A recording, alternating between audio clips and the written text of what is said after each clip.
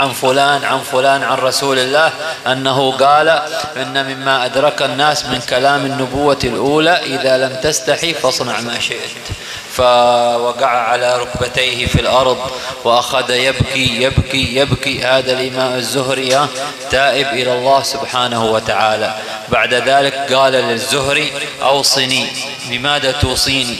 قال له لا أرى لك عمل غير طلب العلم، أنك تذهب إلى المدينة وتطلب العلم عند الإمام مالك هناك. فرحل الإمام الزهري إلى الإمام مالك وصار من كبار تلاميذ الإمام مالك. Lumayan panjang lah. Jadi kata beliau dulu ada seorang laki-laki namanya Kak Nabi. Ismuhu Kak Nabi. Ismu rajul. Kak Nabi. Kak Nabi. Al-Kak Nabi. Jadi ada seorang laki-laki namanya Al-Kak Nabi. Bilkaf. Bilkaf. Al-Kak Nabi. Al-Qa Nabi. Ayo. Jadi ada seorang laki-laki namanya Al-Qa Nabi. Jadi beliau ini dulunya seorang pemabuk. Cuman hendak belajar ilmu dengan Imam Zuhri. Imam Zuhri itu terkenal beliau ahli hadis, sehingga banyak orang-orang belajar dengan Imam Zuhri. Lalu datang laki-laki yang bernama Al-Qa Nabi tadi, melihat sudah ada santi-santi yang belajar hadis dengan Imam Zuhri.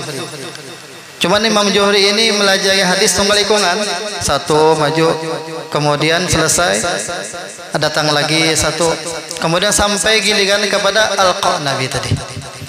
Ketika sampai kepada Al-Qa Nabi tadi, Imam Zuhri karena mau memberikan hadis. Kenapa jadi kata mau? Karena muntungnya bau apa? Bau minuman keras, bau khamar. Untungnya bau, keciuman kan baunya. Oje Imam Zuhri, aku kada hendak melajari, kada hendak napa meriwayatkan hadis karena kami ini mabuk bau, untungnya bau khamar. Karena Al-Qa Nabi ini hendak belajar hadis, lalu mungkin kena bawaannya mabuk, akhirnya mengeluarkan lading. Bila pian kena melajari itu ulun cocok. Ulun cocok pian bila kada melajari. Akhirnya Imam Zuhri melajari hadis lah dari Fulan bin Fulan, yang artinya di antara yang kami dapati daripada kalam nubuah adalah apabila engkau tidak malu pasna masih itu. Gawi aja apa yang kau kehendaki apabila kamu kada malu. Kemudian pemuda tadi langsung menghafal hadis tersebut. Kemudian uji Imam Zuhri, ayo bang lagi ikam hadiskan aku apa yang tadi.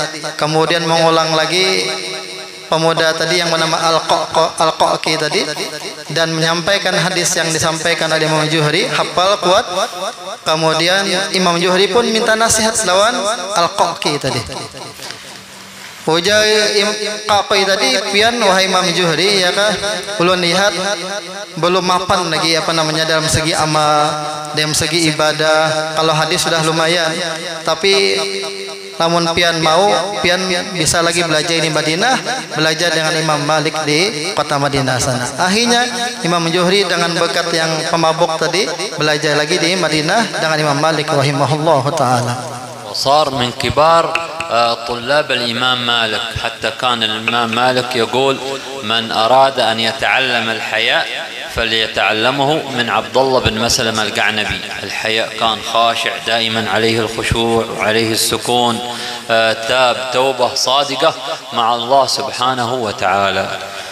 Kemudian jadilah seorang pemuda yang pemabuk yang bernama Abdullah Al-Qa Nabi tadi, orang yang alim, orang yang takut kepada Allah Subhanahu wa taala, sehingga berkata Imam Malik,